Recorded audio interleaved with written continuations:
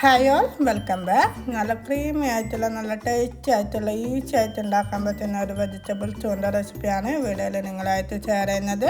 നമ്മളെ കണ്ണൂർ തലശ്ശേരി ഭാഗത്ത് കല്യാണ വീടുകളിലും പാർട്ടികളിലൊക്കെ കിട്ടുന്ന ഒരു വെജിറ്റബിൾ ചൂ ആണ്. ഈസി ആയിട്ട് ഉണ്ടാക്കാനും പറ്റും, നല്ല ടേസ്റ്റിയാണ് കേട്ടോ. അപ്പോൾ ഇത് ഉണ്ടാക്കാനും വേണ്ടിയിട്ട് ഞാനൊരു പോട്ട് വെച്ചിട്ട് അതിലേക്ക് 2 ടേബിൾ സ്പൂൺ വെളിച്ചെണ്ണ ഒഴിച്ച് കൊടുത്തിട്ടുണ്ട്. ആ വെളിച്ചെണ്ണ ഒന്ന് ചൂടായി കഴിഞ്ഞാൽ അതിലേക്ക് ഞാൻ പൈസച്ച് ആഡ് ചെയ്ത് കൊടുക്കുന്നുണ്ട് കേട്ടോ. പൈസച്ച് എന്ന് പറഞ്ഞാൽ പട്ട, ഗ്രാമ്പു, ഏലം, അതുപോലെ ബേ ലീഫ്, തക്കോലൊക്കെ ഉണ്ടെങ്കിൽ അതൊക്കെ ഒന്ന് ഇട്ടിട്ട് 1 മിനിറ്റ് വഴറ്റിയെടുക്കുക. അതിന് ശേഷം 2 സവോള നൈസായി കട്ട് ചെയ്തതും 4 പച്ചമുളക് നടുകെ കീറിയതും ഇട്ടിട്ട് ഇതുപോലെ ഒന്ന് വഴറ്റിയെടുക്കുക. സവോള പെട്ടെന്ന് വഴന്ന് വരണമെങ്കിൽ അതിലൊരു പിഞ്ച് ഉപ്പ് ആഡ് ചെയ്യുക കേട്ടോ. അപ്പോൾ അതൊന്ന് വന്നതിന് ശേഷം 1 ടേബിൾ സ്പൂൺ ജിഞ്ചർ ഗാർലിക് പേസ്റ്റും കൂടി ആഡ് ചെയ്തിട്ട് അതിൻ്റെ പച്ചക്കുത്തി മാറുന്നവരെ ഒന്ന് വഴറ്റിയെടുക്കുക. അതിന് ശേഷം 1/4 ടീസ്പൂൺ പെപ്പർ പൗഡറും 1/4 ടീസ്പൂൺ ഗരം മസാലയും ചേർത്ത് കൊടുക്കുന്നുണ്ട്. അത് ഒന്ന് പച്ചക്കുത്തി മാറുന്നവരെ നല്ലോണം വഴറ്റിയെടുക്കുക. അതിന് ശേഷം ഞാനൊരു വലിയ ഉരുളക്കിഴങ്ങും ഒരു ക്യാരറ്റും എടുത്തിട്ട് ഇതുപോലെ കട്ട് ചെയ്തെടുത്തിട്ടുണ്ട്. അത് ഇതിലേക്ക് ഇട്ടിട്ടൊന്ന് ഇളക്കിയതിന് ശേഷം നമ്മൾ തേങ്ങാപ്പാലിൻ്റെ 2ാം പാലില്ലേ, 2ാം പാൽ ചേർത്തൊന്ന് വേവിച്ചെടുക്കുക. 1ാം പാൽ ചേർത്ത് കൊടുക്കരുത്, 2ാം പാൽ ചേർത്തിട്ടൊന്ന് വേവിച്ചെടുക്കുക. മീഡിയം ലോ ഫ്ലെയിമിൽ വെച്ചിട്ട് ഒരു 20 മിനിറ്റ് വേവിക്കുമ്പോൾ തന്നെ ക്യാരറ്റും പിന്നെ ഉരുളക്കിഴങ്ങൊക്കെ ഒന്ന് വെന്തിട്ടുണ്ടാവും. അപ്പോൾ അതൊന്ന് ഇളക്കി കൊടുക്കുക. ഇതിപ്പോൾ നന്നായിട്ട് വെന്തിട്ടുണ്ട്. അതിന് ശേഷം ഞാൻ ഒരു കപ്പ് കടല വേവിച്ച് വെച്ചിട്ടുണ്ട്, പച്ചക്കടല വേവിച്ച് വെച്ചിട്ടുണ്ട്, ഉപ്പ് ഇട്ടിട്ട് വേവിച്ച് വെച്ചതാണ്.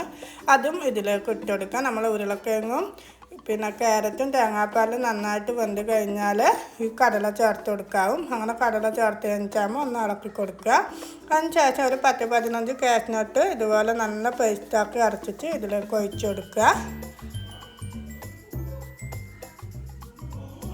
എന്നിട്ട് അതൊന്ന് ജസ്റ്റ് ഇളക്കി കൊടുക്കുക. അതിന് ശേഷം നമ്മൾ എന്താ പറയുക, ഒന്ന് തിള വരുമ്പം തന്നെ നമ്മൾ നേരത്തെ എടുത്ത് വെച്ച 1ാം പാലിൽ നല്ല ക്രീമി ആയിട്ടുള്ള 1ാം പാൽ ഇതിലേക്ക് ഒഴിച്ച് കൊടുക്കുക. 1ാം പാൽ ഒഴിച്ച് കൊടുത്തതിന് ശേഷം പിന്നെ അധികം തിളപ്പിക്കുകയൊന്നും ചെയ്യാറ്, കറി പിരിഞ്ഞു പോകും. അതുകൊണ്ട് ജസ്റ്റ് ഒന്ന് ഇളക്കി കൊടുക്കുക. തിള വരുമ്പോൾ തന്നെ ഫ്ലെയിം ഓഫ് ചെയ്യുക. അതിന് ശേഷം ഇതിലേക്ക് ഒരു 1/2 ടീസ്പൂൺ ഗീ ഒന്ന് ചേർത്ത് കൊടുക്കുക. എന്നിട്ട് അടച്ച് വെക്കുക കേട്ടോ. നല്ല ടേസ്റ്റി ആയിട്ടുള്ള ഒരു വെജിറ്റബിൾ ചൂ ആണ്. എല്ലാവരും ഒന്ന് ട്രൈ ചെയ്ത് നോക്കുക. നമ്മുടെ കണ്ണൂർ തലശ്ശേരി ഭാഗത്ത് പാർട്ടികളിലും കല്യാണ വീടിലും ഊത്തപ്പത്തിൻ്റെ കൂടെയും പൊറോട്ടൻ്റെ കൂടെയും ചപ്പാത്തിൻ്റെ കൂടെയൊക്കെ വിളമ്പുന്ന ഒരു കറിയാണിത്. അപ്പോൾ നല്ല ടേസ്റ്റിയാണ്. എല്ലാവരും ഒന്ന് ട്രൈ ചെയ്ത് നോക്കുക. ഈ കറി നമ്മൾ ഉണ്ടാക്കി വെച്ചിട്ട് വിളമ്പാൻ നേരത്തേക്ക് ഒന്നും കൂടി ടേസ്റ്റ് ആകും കേട്ടോ. നല്ല കുറുകി വരും. അപ്പോൾ നല്ല ക്രീമി ആയിട്ടുള്ള നല്ല ടേസ്റ്റി ആയിട്ടുള്ള ഒരു വെജിറ്റബിൾ ചൂ ആണിത്. എല്ലാവരും ഒന്ന് ട്രൈ ചെയ്ത് നോക്കിയിട്ട് നിങ്ങളുടെ അഭിപ്രായങ്ങൾ കമൻറ്റിലൂടെ അറിയിക്കണം കേട്ടോ.